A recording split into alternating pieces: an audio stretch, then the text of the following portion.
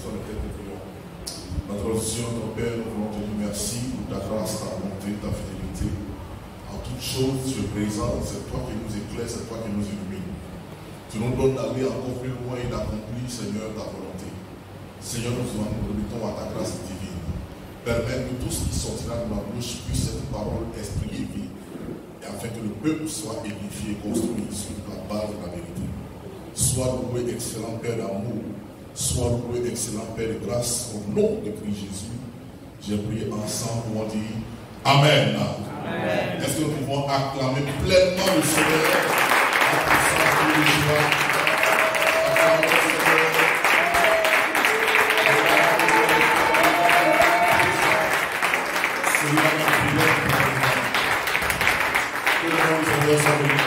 La présence de Dieu. Nous continuons notre série encore concernant la parole de Dieu, esprit et vie agissante pour amener à l'existence ce qui n'existait pas. Nous sommes sur le numéro 5 de la série, le 5e message de la série. Nous allons aborder maintenant un nouveau thème, un nouveau sous-thème. Et le sous-thème, c'est la parole de Dieu et l'esprit face à l'ignorance. La fois passée, nous avons parlé du fait que les objets ont les oreilles pour entendre la voix et la parole de Dieu. Aujourd'hui, nous allons voir la parole de Dieu et l'esprit face à l'ignorance. Nous restons dans le contexte de notre thème de l'année. La prospérité à tous égards de l'assemblée par la parole, le Saint-Esprit et l'action. Pourquoi est-ce que nous allons parler de la parole de Dieu, le Saint-Esprit, face à l'ignorance? Toute personne ignorante est en réalité dans les ténèbres. Toute personne ignorante est en réalité voilée.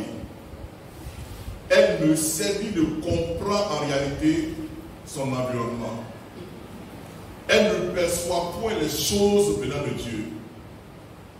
Une personne ignorante en réalité ne sait pas grand chose ou ne sait rien du tout face à un sujet précis. Une personne ignorante reste sous le pouvoir, sous l'autorité de celui qui a la connaissance. Une personne ignorante ne connaît pas les vérités de la vie. Une personne ignorante s'en va déjà dans l'échec sans le savoir. Une personne qui est ignorante ne peut pas voir des projets se réaliser. Une personne qui est ignorante est dans la défaite. Une personne ignorante est sous la domination d'une autre personne. Tout est mystérieux à ses yeux. Cette personne n'arrive pas à percevoir les réalités du monde qui l'environne. Cette personne est maintenue dans une forme d'esclavage. Parce que l'ignorance nous maintient sous une forme d'esclavage. Et cela nous empêche de voir le véritable. Une personne ignorante est étrangère à la vie de Dieu. Elle est étrangère aux réalités divines. Elle est étrangère au surnaturel de Dieu. Une personne ignorante n'arrive pas à comprendre les réalités de Christ.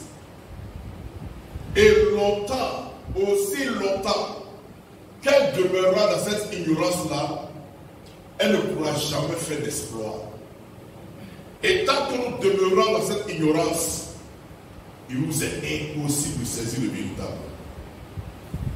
Les actes que nous posons, la façon dont nous agissons, démontrent si en réalité nous avons la connaissance ou si nous sommes ignorants.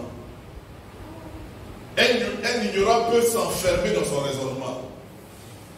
Une personne ignorante peut s'enfermer dans ses réflexions et penser que ce qu'elle pense est la connaissance.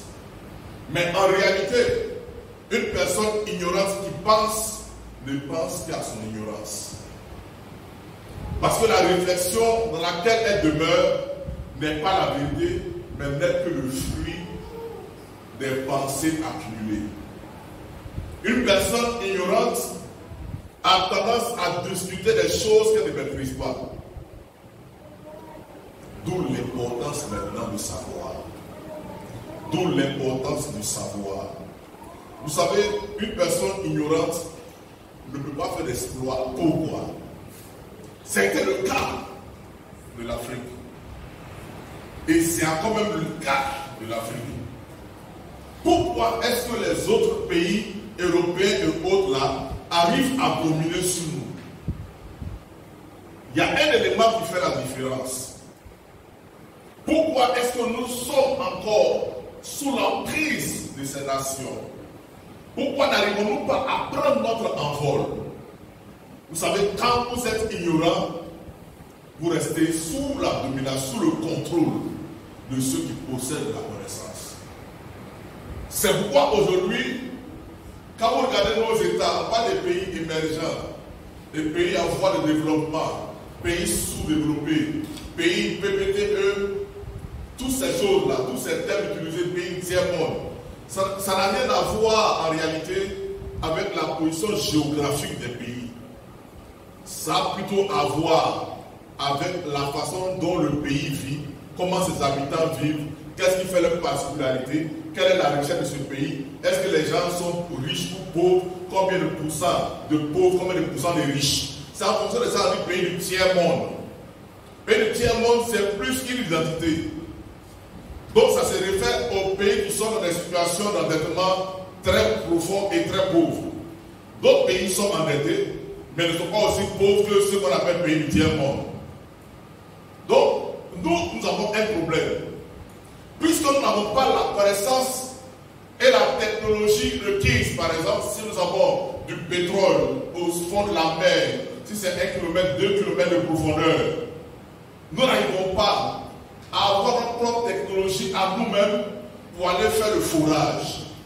Et comme nous n'avons pas cette technologie, nous sommes obligés de faire appel à ceux qui détiennent la connaissance, qui ont cette technologie-là, pour venir nous aider à extraire le pétrole qui est caché dans notre sous-sol.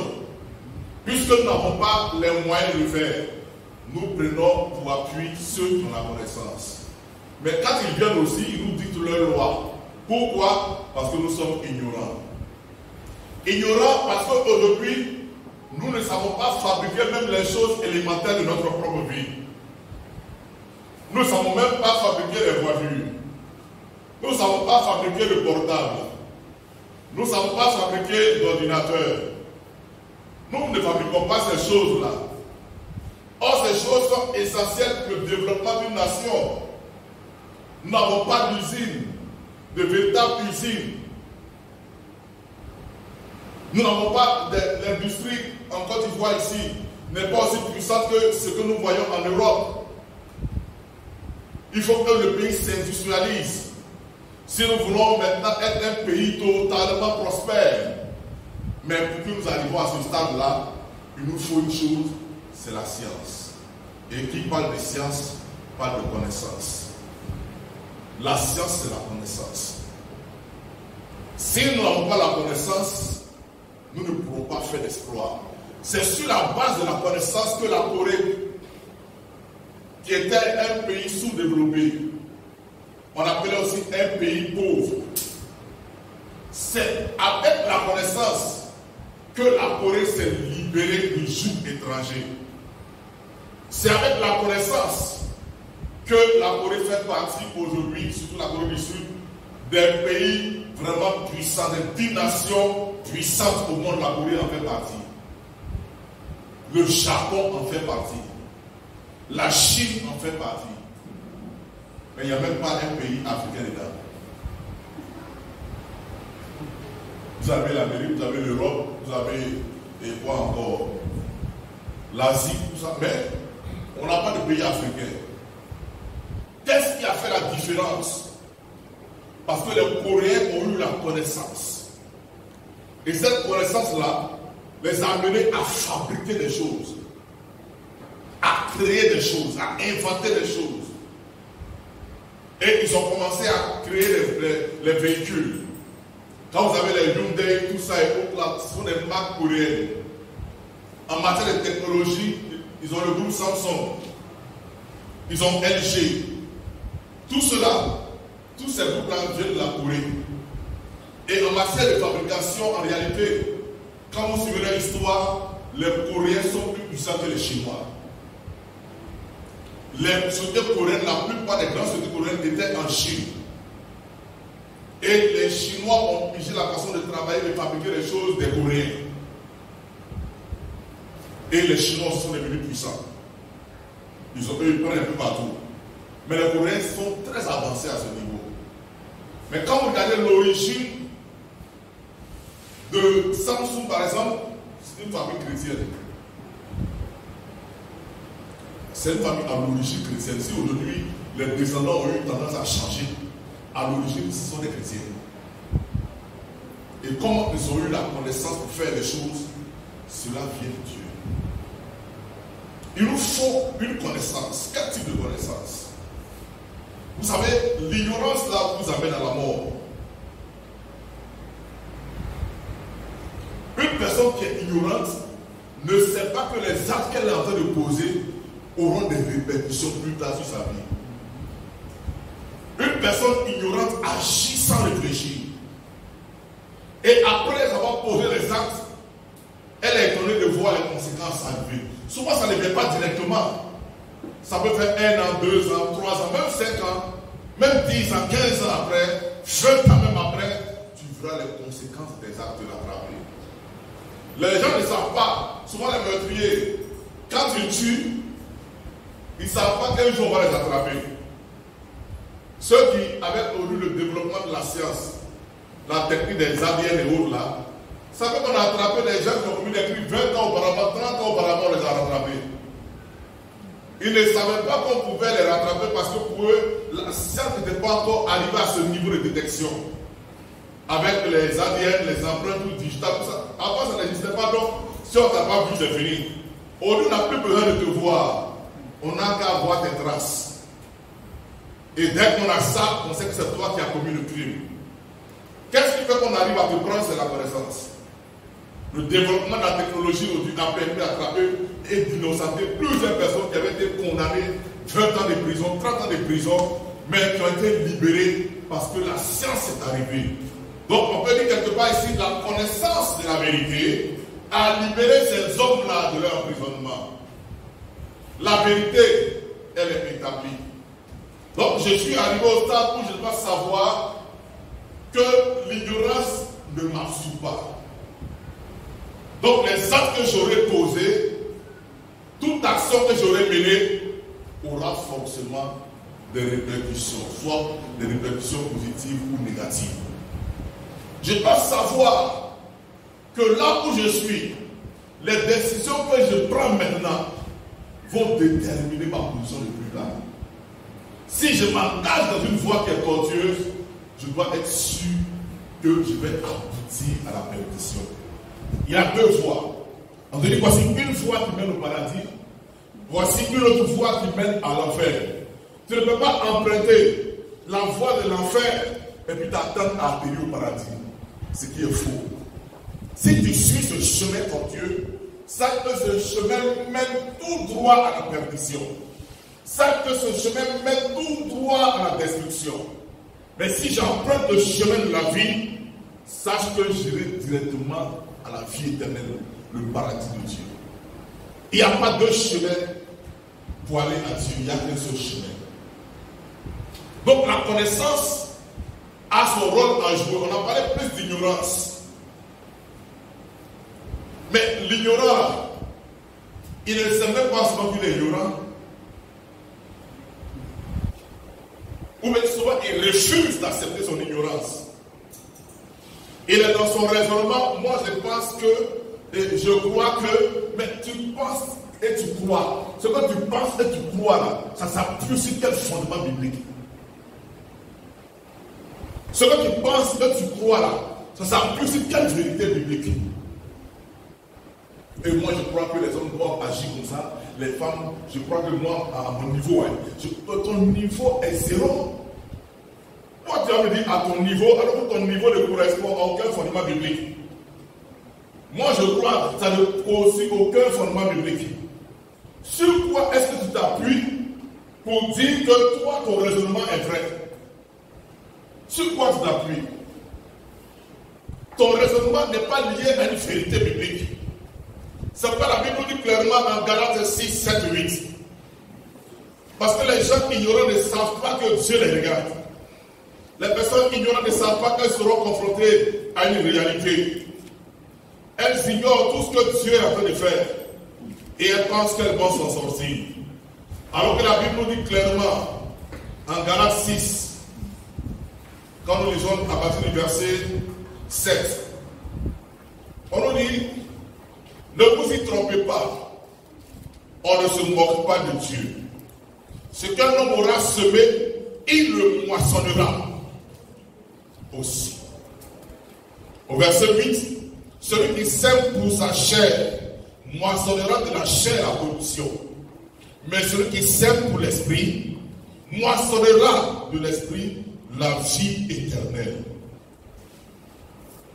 Donc, ce que tu auras posé comme acte là, si c'est charnel, tu sauras que ça va envoyer la corruption dans ta vie. Et c'est la destruction. Mais si je sème pour la vie éternelle, ça veut dire que je me suis consacré à l'esprit. Et quand je me consacre à l'esprit, je ne peux que rentrer dans les choses qui viennent de Dieu. Alléluia.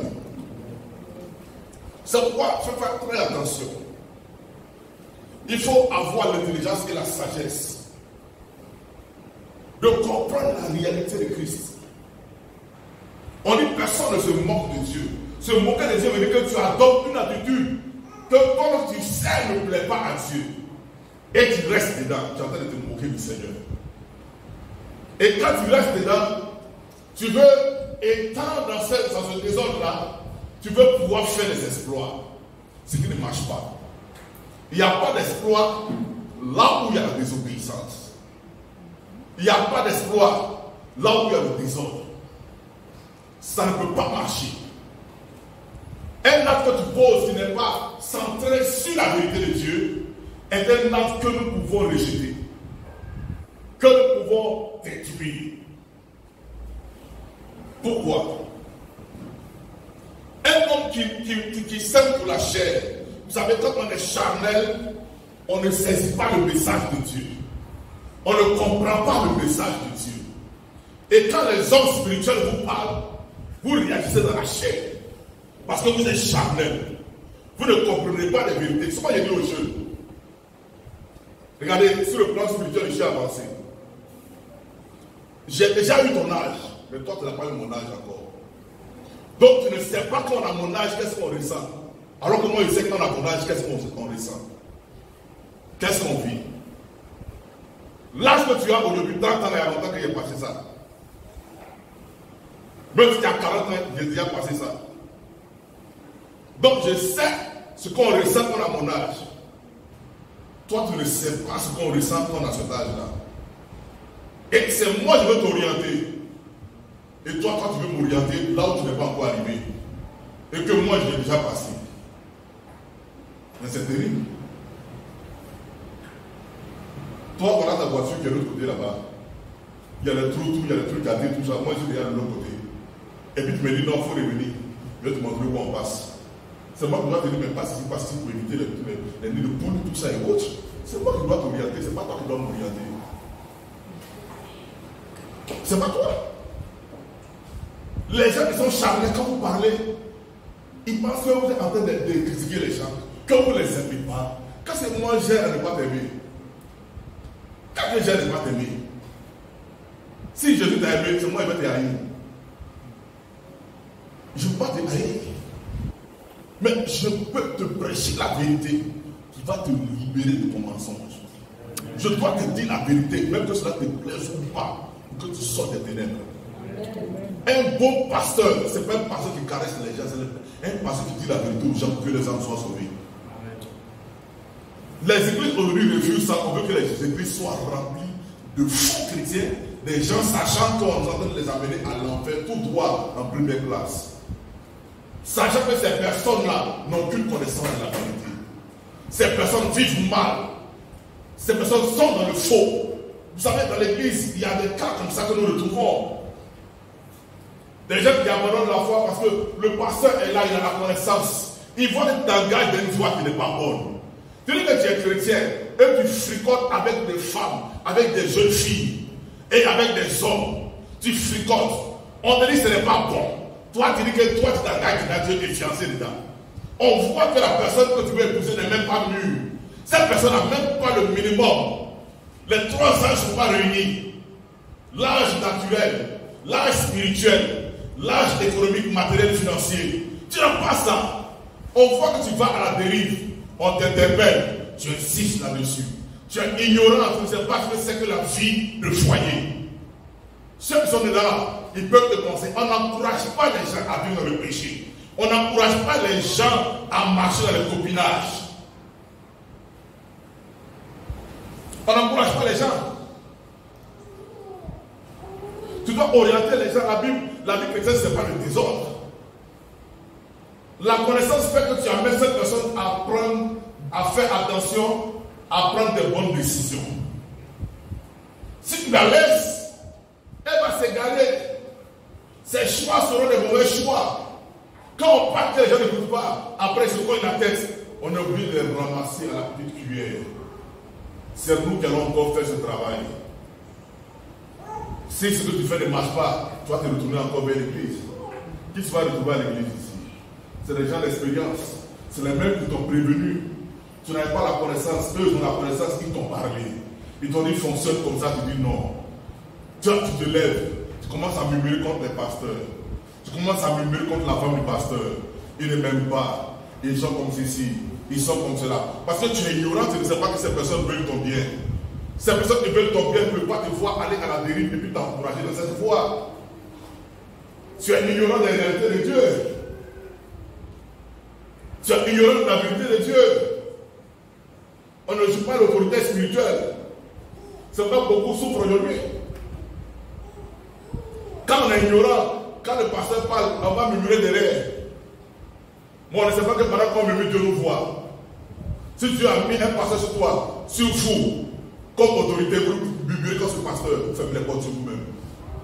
Allez voir ce que Moïse, ce que le peuple disait de Moïse, comment Dieu réagissait. Allez-y voir. Comment Dieu vous dit en Hébreu 27, soumettez-vous à vos conducteurs. Comment Dieu dit ça? Parce qu'il les a placés là. Ils doivent rendre compte de votre façon de marcher.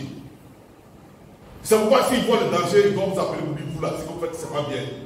Mais si tu n'écoutes pas le pasteur, il a sache que tu es déjà condamné. Que tu le veuilles ou non, tu es déjà condamné. Tu es déjà condamné. L'ignorance va te faire poser des actes. Mais les actes que tu vas poser vont te détruire. Ces actes vont te détruire. On est obligé de te ramener à l'ordre. On est obligé de te ramener à l'ordre. De peur que tu ne te perdes en route. De peur que tu ne te détruises toi-même. C'est un problème sérieux aujourd'hui. On voit dans plusieurs assemblées, même des grandes églises, des gens dans l'ignorance qui décident de ne plus marcher avec le Seigneur, mais tu as tout à fait, à la fin des temps là, ce n'est pas le moment de dire que je lâche la main du Seigneur.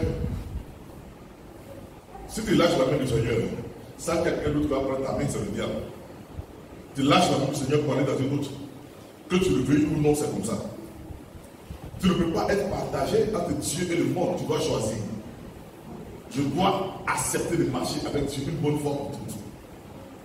Un homme qui a l'esprit de Dieu est un homme qui va voir la connaissance. Et les hommes qui sont spirituels, quand ils discutent avec les gens qui n'ont pas l'esprit, je ne suis même pas beaucoup. C'est pourquoi les débats que je vois, les gens veulent se défier. Oh, moi je suis bon, Jésus est Seigneur, quand ta doctrine, je n'ai rien à faire de toutes ces choses-là. Quand tu as la vérité là, tu restes dans ton coin, tu prêches la vérité partout où on t'envoie, tu prêches. Tu communiques. Quelqu'un n'est pas d'accord avec ton message, tant pis. Jésus a rien corrigé son message. Tu avais dit, bon, on va faire le débat. Il n'a pas fait ça. Il a laissé les gens libres. Tu choisis la vérité ou tu choisis le mensonge. Depuis que l'homme a mangé le fruit de la connaissance du bien et du mal, l'homme est libre de choisir. L'homme est libre de choisir. C'est comme marcher avec le Seigneur. C'est une question de volonté. Ce n'est pas une affaire qu'on met une épée derrière toi pour dire marche avec le Seigneur. marche avec le Seigneur, ou une chicote. Ce n'est pas cela. L'homme spirituel, c'est celui-là même qui rentre dans la connaissance de Dieu. L'homme spirituel, il y a des choses qu'il va te dire, mais que toi tu ne peux pas saisir.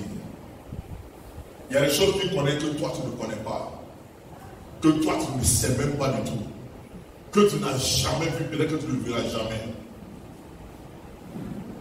Il faut savoir ce que c'est qu'un homme spirituel. Nous sommes dans le message de la parole de Dieu et l'esprit face à l'ignorance. Allons-y en 1 Corinthiens 2. 1 Corinthiens chapitre 2, du verset 11 à 16. 1 Corinthiens chapitre 2, du verset 11 à 16. Il est écrit: car mes frères, excusez-moi, 11. Lequel des hommes en effet connaît les choses de l'homme, si ce n'est l'esprit de l'homme qui est en lui? De même, personne ne connaît les choses de Dieu si ce n'est l'esprit de Dieu. Or, nous n'avons pas reçu l'esprit du monde, mais l'esprit qui vient de Dieu, afin que nous connaissions les choses que Dieu nous a données par sa grâce. Et nous en parlons non avec des discours qu'enseigne la sagesse humaine, mais avec ceux qu'enseigne l'esprit, employant un langage spirituel. On dit quoi? Pour des choses spirituelles. Maintenant, on te dit qu'est-ce qui se passe lorsque les hommes spirituels parlent. On dit l'homme animal fait quoi? L'homme animal ne reçoit pas les choses de l'esprit de Dieu, car elles sont une folie, on dit pour qui? Pour lui. Et il ne peut les connaître parce que c'est spirituellement qu'on en juge. L'homme spirituel, au contraire, juge de tout et il est lui-même jugé par personne. Qui a connu la pensée de Dieu pour l'esprit? Le Seigneur pour l'esprit. Or, nous avons la pensée de Christ. Nous avons la pensée. Ça veut dire qu'un homme qui a l'esprit de Dieu, en ce qui concerne la révélation et la connaissance de Dieu, personne ne peut le juger parce que tout ce qu'il va poser comme acte, c'est ce que l'esprit va lui dire de faire. Donc, quelqu'un qui marche par l'esprit, toi qui es charnel là, tu ne peux pas lui parler, tu ne peux pas le corriger, tu ne peux pas le contredire, parce que c'est spirituellement que ça se passe. Spirituellement, il y a des choses qu'il a que tu n'as pas. Et l'homme spirituel te parle, toi tu réagis dans ta chair. Alors qu'il te parle selon la vérité de Dieu, toi tu réagis dans ta chair. Et tu veux contredire celui qui fléchit chez nous, celui qui parle au Seigneur, celui qui est rempli de cet esprit. Le Seigneur lui félicite, il lui donne de recevoir les messages d'orientation par rapport à l'église. Il lui montre que l'église va devenir, il lui montre la situation du pays, il lui parle de comment les gens sont, comment il doit orienter les gens, il lui transmet les messages qu'il doit prêcher. Et l'homme qui marche par l'esprit, toi qui marches par la chair, tu peux le contredire. Avec la plus connaissance que tu as, tu n'arrives même pas aux hommes de besoin ici. C'est en employant un langage spirituel pour les choses spirituelles. Donc les choses de l'esprit là, ce n'est pas la chair. Ce n'est pas la chair. Le langage qui est employé, c'est une révélation.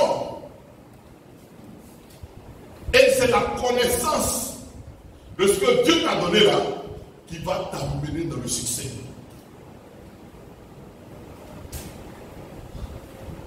On n'a même pas encore abordé le point de la parole ou de l'ignorance. Donc l'homme spirituel là, c'est la parole de Dieu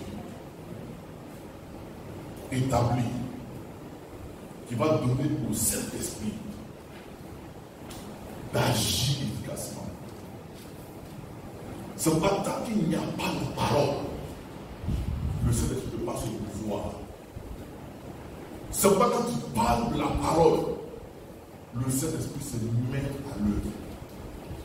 S'il n'y a pas la parole et le Saint-Esprit, mon frère, c'est dans les ténèbres totales. Premier élément que nous allons voir, premier texte biblique concerne le message. Osée 4, verset 6, que tout le monde déjà connaît. Osée le chapitre 4, verset 6. nous allons voir ce que notre Dieu accomplit, ce que notre Dieu fait. Parce que généralement, les chrétiens sont loin de cette vérité. Et souvent, c'est des témoignages contradictoires. Souvent, c'est des contestations inutiles. On refuse d'accepter la vérité. On refuse de voir la vérité en face. On discute même souvent parce qu'on pense détenir la vérité. Et on veut contester même certains messages. On conteste même des messages qui ne rentrent pas dans notre esprit. Parce qu'on est l'homme animal, ne reçoit pas les choses qui viennent de Dieu. Quand vous prenez une personne que vous lui parlez des réalités de Christ, cette personne souvent n'entend même pas le message, ne comprend pas le message. Elle s'en va et dit, le pasteur a dit ça sur moi, le pasteur a fait ça sur moi. Alors que c'est un langage spirituel que vous employez pour cette personne. Vous parlez à cette personne pour son bien-être. Mais comme elle est charnelle, elle n'arrive pas, ça ne rentre pas en elle. Et je peux te poser la question, mais comment des gens qui ont l'esprit peuvent-ils agir comme si l'esprit n'était pas en eux? Et qui agissent souvent comme des hommes vraiment avec la chair. Ce n'est pas l'homme animal, c'est l'homme sauvage. L'homme qui ne réfléchit pas, qui fonctionne par ses sens, ses sens naturels. C'est l'homme charnel. Il a besoin de l'esprit. Tu ne peux pas comprendre les choses de l'esprit avec ces sens-là naturels, c'est impossible. Il faut que le spirituel rentre en action. Et Osée 4:6 nous dit, Osée 4, verset 6, mon peuple est détruit parce qu'il lui manque là, sans connaissance par cœur. Puisque tu as rejeté la connaissance, je te rejetterai et tu seras dépouillé de mon sacerdoce. Puisque tu as oublié la loi de ton Dieu, j'oublierai aussi tes enfants. Donc cela ici, la Bible nous dit clairement en premier lieu que mon peuple est détruit, ou mon peuple est péri, dans d'autres versions, pas parce qu'il lui manque le Seigneur, simplement, mais mon peuple périt, pas à cause des démons, pas à cause des sorciers, pas à cause des revenants, pas à cause de la grand-mère édentée du village, pas à cause de ton voisin qui ne t'aime pas à cause de ton collègue de service qui s'élève toujours contre ta promotion, pas à cause de tes frères et sœurs qui ont pris l'héritage familial, pas à cause. C'est pas à cause d'eux que le peuple de Dieu périt, mais le peuple de Dieu périt en réalité par faute de connaissance. Donc, c'est à cause de l'ignorance que le peuple de Dieu est détruit. Ce n'est pas une affaire de sorcier ou sorcière comme les gens veulent le faire entendre. Ce n'est pas une affaire d'exorcisme d'abord. Parce que je vous dis, il y a un message qu'on doit prêcher. C'est le message de la vie. Vous savez, je ne veux pas anticiper sur le message prochain. Mais déjà, ce que j'ai dit, la première cause de destruction du peuple de Dieu, c'est leur ignorance. Ce n'est pas autre chose. Ce n'est pas Satan, ce n'est pas ces démons, ce n'est pas les sorciers, ce n'est pas ce que tu veux me faire croire, ce que tu veux me dire. Les natériens, les familles, le mauvais esprit. Il n'a qu'à regarder l'histoire simplement de Job pour comprendre ce qui se passe. Job se présente devant l'éternel. Satan se présente devant l'éternel avec les anges. Il dit, tu vois mon serviteur Job, il n'y a pas quelqu'un comme lui qui craint Dieu, qui fait ci, qui fait ça. Satan dit que c'est parce que tu lui as donné les biens. Mais quand il a retiré les biens, on a vu qu'il Job restait fidèle à Dieu. Satan avait reçu un ordre de la part de Dieu. Il dit, tu ne toucheras pas à sa vie. Job n'avait pas Jésus-Christ. Il n'avait pas Jésus-Christ. Il n'avait pas le nom de Jésus-Christ. Mais il croyait simplement en Dieu. Dieu l'a gardé. Dieu a dit, tu ne toucheras pas à sa vie. Il a pris les biens de Job. Après, il a rendu Job malade. Satan a attaqué. Mais dedans, on dit, Job n'a pas régné Dieu, mais il a été guéri.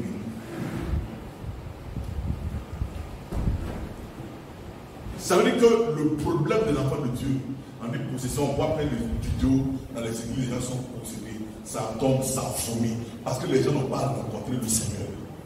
Quand tu rencontres le Seigneur, ça n'existe plus pour lui. Un chrétien, on est en train de délivrer tout le temps comme ça, il n'est pas chrétien encore. S'il n'est pas converti, mon frère. Parce que si tu es converti, tu sors de l'ignorance. Christ va venir vivre en toi, dis-moi. Là où le Christ vit, le corps dans lequel le Christ vit, un démon peut-il venir s'asseoir. Là, le trône du Seigneur, là où il est, Satan peut aller se présenter. Satan ne peut plus se présenter. Parce que Jésus a dit à la croix déjà. Il a pris nos malédictions. Il a pris nos péchés. Nous avons été justifiés par son sang. Le diable ne peut plus. La Bible dit qu'il est notre avocat auprès de Dieu. C'est lui qui est assis à la droite de Dieu et qui intercède maintenant pour nous. Le diable ne peut plus venir. Quand le diable vient, il veut te condamner. Ce n'est plus ta justice à toi qui parle. Jésus lui-même se lève maintenant. Il dit, j'ai payé le prix déjà. J'ai payé le prix. Ce n'est plus ta justice à toi. C'est la justice de Christ. C'est pourquoi ce n'est pas toi qui seras sauvé. C'est pourquoi le salut, tu ne peux pas le perdre. Mais tu peux perdre la vision de Dieu. Tu peux décider de ne plus marcher le Seigneur et être condamné. Le salut, tu ne peux pas le perdre. Parce que le salut, tu ne l'as pas acquis par une œuvre. C'est un don de Dieu. C'est un don de Dieu. Donc tu n'as rien fait pour mériter ça. Il t'a fallu la foi. Nous sommes sauvés par la grâce, par le moyen de la foi. Et cela ne vient pas de nous, mais ça vient du Seigneur. Dans le fond, son courage. Mon peuple est détruit. Parce qu'il manque la connaissance. Le manque de connaissance là, c'est le problème des chrétiens aujourd'hui. Dans toutes les églises aujourd'hui, c'est ça. Quand ça ne va pas chez les gens, ils pensent que c'est un démon. C'est un esprit. Mais en réalité, c'est l'ignorance. Tu n'as jamais entendu la parole de Dieu. Tu n'as pas de communion avec le Seigneur. Tu dis depuis ma vie n'avance pas. Souvent les gens condamnent les pasteurs. Oh, le pasteur, c'est de sa faute. Il n'a pas enseigné ça. Il n'a pas enseigné ça. Il n'a pas dit ça. Mais toi-même là, est-ce que tu rentres en contact avec la parole de Dieu? Est-ce que tu lis la Bible? Tu la comprends? As-tu l'esprit? Tu veux tenir le pasteur pour responsable alors que toi-même tu n'as pas une vie avec le Seigneur? Tu n'as pas de vie de prière? Tu ne médites pas la parole de Dieu? Tu passes pas sur les réseaux sociaux? Tu passes ton temps à envoyer des messages sur les réseaux sociaux? À t'occuper de l'actualité politique? À toutes ces choses-là? Et tu vas accuser le pasteur? Et le pasteur n'est pas moins. Qui t'a dit que c'est cette option-là qui va te faire grandir? En lui, ils sont déjà moins. Ce qui te fait grandir, c'est la parole. Tu es paresseux. Tu ne vas pas chercher la parole de Dieu. Tu ne vas pas chercher Dieu dans sa présence. Tu n'auras pas de temps pour prier. Tu veux que tout te soit donné par révélation. Tu ne pries pas, tu ne fléchis pas chez nous. Tu ne lis pas la parole de Dieu. Tu n'as pas de communion avec le Saint-Esprit. Comment tu veux triompher? Mon peuple est détruit parce qu'il lui manque la connaissance. Faute de connaissance. Et c'est pourquoi beaucoup se cogner la tête. Les personnes ignorantes ne savent pas ça. En réalité, tu vas payer le prix. Tu vas payer les actes que tu poses auront des conséquences. Quelle vie tu mets? Quelle action tu mets? Qu'est-ce que tu fais au quotidien? Quand on regarde, on se pose des questions. Suis-je vraiment en Christ ou pas? Mon peuple est détruit à cause de cela. En premier, c'est le manque de connaissance. Et comme on est ignorant, le diable qui est malin se sert de cette ignorance-là pour nous mettre dans la captivité. Il nous contrôle et nous devenons des esclaves. Nous devenons ces esclaves. Le monde devient les esclaves de Satan parce que le monde est ignorant de la réalité, de la vérité, de la connaissance. Le monde n'a pas cela pour savoir que c'est le diable qui contrôle toutes choses. On est le prince de la puissance de l'air. Depuis que l'homme lui a réduit son pouvoir, l'homme a perdu une partie de son pouvoir. Le diable se sert de ça pour contrôler l'homme de lui. et l'humanité tout entière, avec le petit virus du coronavirus, c'est-à-dire comment tous les États sont en panique. L'Antéchrist prépare son arrivée. Quand on dit qu'il y aura des troubles partout, mais c'est lui qui va venir comme la solution. Il est en train de tester cela dans le monde actuellement. Mais ce n'est pas la fin. Ça sera que le début. Et au son de la dernière trompette de Dieu, ça veut dire qu'il y aura plusieurs sons de trompette. Et nous commençons à les entendre dans notre monde actuel. Vous ne croyez pas à ça. Et là, c'est de Dieu. On dit au son de la dernière trompette de Dieu. Parce qu'il y a une dernière trompette qui va frapper. Et quand elle va frapper, ça sera terminé. Quand tu entends le son de la trompette, c'est qu'en même temps, tu es arrivé. Tu es enlevé, ça sera le signe de l'enlèvement. L'enlèvement commence par ça. C'est pourquoi il faut être sûr que tu es sauvé. Il faut être sûr que tu es sauvé là où tu es. Parce que ce n'est pas demain que tu sauras cela.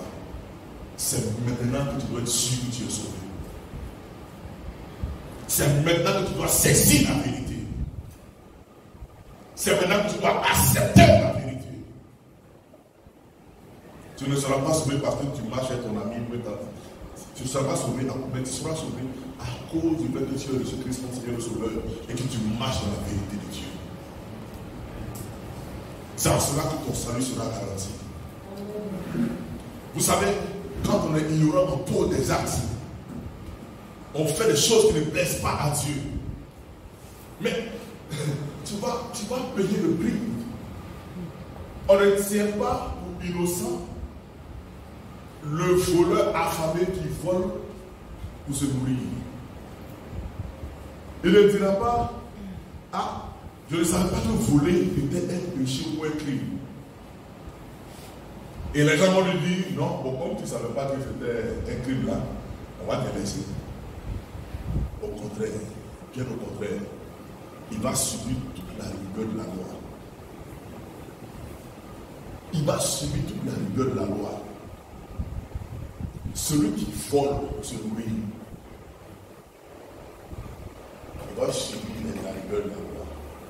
Celui qui vole se nourrit, c'est qui? C'est les voleurs spirituels. C'est ceux qui vont coucher avec des hommes ou des femmes sans être mariés. Et volent parce qu'ils disent brûlent. Ils ont envie de relations sexuelles. Tu voles, ce n'est pas ton temps. Ça doit être utilisé dans le cadre du mariage. Il y a un mystère dans le sexe. Dieu m'a révélé ça, je dois écrire, j'en parlais avec mon épouse. Je dis voilà le message fort que Dieu m'a donné. Et je vois quelqu'un qui m'envoie un message similaire. J'en parle ça à quelques personnes. Sur les relations sexuelles. Quand on est ignorant, on pense que c'est sans conséquence, mais c'est à vie que Dieu m'a marqué. C'est à vie, on ne joue pas avec le Seigneur, le Créateur suprême. A dit, voilà comment l'homme doit se comporter, il doit attendre le mariage. Avant d'aller au mari, d'avoir des relations, c'est un cadeau. Regardez, il y a ce qu'on appelle l'hymen de la femme. L'hymen de la femme là, c'est un voile, c'est une situation spirituelle. Donc l'alliance sera tissée à travers le sang. C'est pourquoi la circoncision était l'acte par lequel Dieu faisait alliance avec Abraham et tout le reste du peuple. Donc il y avait le sang qui devait sortir. Le sang scellait l'alliance. Le signe de l'alliance c'était le sang. De même maintenant, comment est-ce que le mariage devait être consommé? Ce n'était pas la cérémonie. Ce n'était pas toutes ces choses extérieures. Le mariage commence à partir de la relation sexuelle. C'est pourquoi les vieilles là, à l'époque, vous voyez, on met les draps blancs et on veut venir voir s'il y a eu saignement. S'il y a eu saignement, c'est à partir de là maintenant on dit ils sont mariés. Et quand ils sont mariés à ce moment-là, on peut maintenant les présenter partout. Sinon, s'il n'y a pas eu d'acte là, on pouvait annuler le mariage à n'importe quel moment. On considérait qu'il n'y a pas de mariage. Donc quand l'homme vient et qu'il a le contact avec la femme, comme les enfants parlent en code, il a le contact avec la femme, dès qu'il y a saignement et que ça vient sur le mouvement de l'homme, immédiatement ça veut dire que l'alliance est tissée, que le mariage est consommé. À partir de ce moment-là, regardez, c'est pourquoi il y a des femmes. qui ne dépendent des femmes bandits qui ont eu des relations avec des hommes. Parce que le contact rentre dans le sang. Et puisque c'est rentré dans le sang, tu vois les femmes avoir le comportement des hommes qui commencent à se conduire comme des femmes perverses. Si l'homme était un homme qui papillonnait, frivole, la femme commence à subir tous les liens ancestraux par le sang, les malédictions auxquels l'homme était lié ou la femme. Vous prenez automatiquement cela. Regardez, c'est comme physiquement. Une femme qui est séropositive, un homme qui est séropositif, qui couche avec une personne qui est saine. Quand il y a contact, qu'est-ce qui se produit? La personne prend les esprits, la personne prend la maladie. La même manière que ça se produit sur le plan physique, c'est de la même manière que ça se passe sur le plan spirituel. Des hommes ont vu les destinées bloquées, des femmes ont vu les destinées bloquées parce qu'ils ont eu des rapports avec des hommes, avec des rapports des hommes avec des femmes. Ça détruit leur vie. C'est pourquoi il faut une nouvelle virginité. Il faut rencontrer Jésus pour qu'il brise tous ces liens-là, tous ces rapports que tu as eus, toutes ces choses que tu as eues. Tu dois fermer les portes et tu vas te réserver maintenant pour celle ou pour celui que Dieu t'a préparé, afin que tu sois heureuse, que tu sois heureux jusqu'à la fin. Le manque de connaissance te détruit. Tu penses que c'est simple. Ce n'est pas quelque chose de simple. Quand Dieu a dit de se garder, quand Dieu dit une chose, c'est qu'elle a de l'importance. Il ne faut pas la prendre à la légère parce qu'elle détruit. Si je vais m'unir à celui qui s'unit à une prostituée, devient une seule chair. Une seule chair, ça veut dire qu'il prend tout ce qui est de la prostituée. Elle prend tout de toi. Je dois écrire dessus. Ça m'a dit écrit. Quand il m'a régulé ça, j'étais troublé. Je dis, mais Seigneur, je ne pouvais pas croire que c'était aussi grave. C'était aussi grave. Oh Dieu, pardonne-nous tous nos erreurs. Pardonne-nous les fois nous avons sombré à cause de l'ignorance. Mais on subit les actes. On subit les conséquences de notre ignorance. On subit cela. On subit cela, frères et sœurs. C'est pourquoi tu as besoin de la connaissance pour être libéré. Quand les jeunes gens ne savent pas ça encore, ils ne savent pas qu'ils seront détruits. Le mot détruit ici, le mot détruit en hébreu dama, ça veut dire être perdu, être ravagé, être à l'écart. Tu es perdu par rapport à Dieu. Ça veut dire détruire. Dama. Les jeunes peuvent découvrir ça. Parce que le monde leur a enseigné qu'il faut avoir des petites filles, des copines et autres. Mais ils ne savent pas que c'est au détriment de leur vie. Des jeunes n'ont pas atteint 20 ans. D'autres n'ont pas atteint même 18 ans. D'autres à 20 ans, ils sont partis. L'ignorance les a amenés dans le gouffre. Pourquoi? Parce que le diable est à l'œuvre. Il se sert de ton ignorance pour te contrôler. L'ignorance ici en grec, c'est ethnoia. Et qui veut dire quoi? Manque de connaissance. Spécialement sur les choses divines. Et ça veut dire aussi aveuglement moral. Aveuglement moral, ignorance. Aveuglement moral, mon frère, ma soeur. Le problème premier du peuple de Dieu, c'est ça. Fais attention. Le manque de connaissance t'empêche d'avancer. Ce n'est pas Satan. Si tu avais la connaissance, tu n'aurais pas fait ça. Tu n'aurais pas agi comme ça. Le diable se sert de tout ce que vous voyez comme propagande dans la télévision. Vous avez des clips, comme je disais aux jeunes gens, que les clips que vous voyez des stars américaines, il y a des messages qu'on appelle des messages subliminaux derrière. Il y a un message derrière caché. C'est des trucs qui sont préparés dans les laboratoires sataniques. Et quand ils viennent vous balancer ça, ils vous montrent des formules, comment fabriquer des cocktails. Vous voyez des bouteilles. Ils boivent ces bouteilles. Ça appelle les jeunes à fabriquer des choses, à faire des cocktails de dépravation. Regarde, ils ont un message. C'est détruire la jeunesse. C'est détruire le monde. Regardez comment des jeunes gens aujourd'hui se comportent. Comment des jeunes, à cause d'argent, ils courent, ils font des porte-monnaies magiques. Des jeunes, à cause d'argent, ils sont obligés de sacrifier d'autres enfants pour aller voir des marabouts, voir des grands boudeurs, pour se faire voir. Ils n'ont pas appris le travail, ils n'ont pas appris la simplicité. Aujourd'hui, la jeunesse est pervertie, la jeunesse se drogue, la jeunesse marche mal, la jeunesse marche sans Dieu, parce que la jeunesse a vu les dévanciers, les autorités même se comporter mal. Donc c'est la société elle-même qui est malade, qui a besoin d'un guérisseur dans la personne de Jésus. Mais il refuse ce guérisseur. Ce guérisseur vient pour les sauver. Les parents sont désabusés. Ils n'arrivent plus à maîtriser leurs enfants. Ils n'arrivent plus à contrôler leurs enfants. Ils sont dans la drogue permanente. Ils sont rebelles à leurs parents. La Bible dit qu'à la fin des temps, les enfants seront rebelles à leurs parents. Ils sont rebelles à cause de la drogue. La drogue est devenue un nouveau maître qui contrôle notre jeunesse, qui contrôle nos enfants dans les écoles. Quand on dit école des diplomates, quand on dit école des grands, c'est là-bas même que le péché est accru. C'est là-bas où on les laisse aller. Les parents n'ont pas le temps de s'occuper de leurs enfants. Les enfants fument, se droguent devant les écoles. Et on pense que c'est ça la vie. Pourquoi amènerais-je mon enfant dans une école qui va le détruire? Pourquoi amènerais-je mon enfant dans une école qui va prendre son âme? Je n'amènerai jamais mon enfant là-bas. Oh! Je n'amènerai jamais mon enfant là-bas. Parce que je sais que cette école n'a aucune morale, aucune moralité pour envoyer mon enfant dans le salut. Pourquoi amènerais-je mon enfant là-bas? Je préfère qu'il reste à EBP Jean de la Force. Où ils sont 75. C'est pour que son âme soit sauvée. Je préfère ça. 75 à 150 dans une classe. Et ça, c'est normal. À EBP Jean de la Force. Comme je vous dis, école pour aller. Je préfère ça. Que d'amener mon enfant là où on va le détruire. Par en faisant attention à cela, les enfants en disent. Sois attentif à ce qu'il vit, à ce qu'il traverse. La connaissance va t'affranchir de beaucoup de choses. On était au salon de la culture, on a vu un petit garçon. Toujours les petits français, petits libanais, même c'est libanais. Et le petit a connu une grande personne. Bonjour monsieur.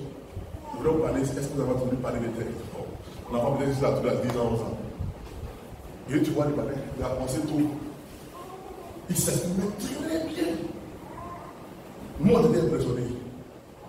Il avait le portefeuille, on te dit ça, vous voyez, ça c'est lié à mon mari. Nous, on a commencé une formation, nous autres. On leur montre comment ils doivent fonctionner. Parce qu'on doit atteindre un but aussi avec eux. Comment il faut gérer l'argent.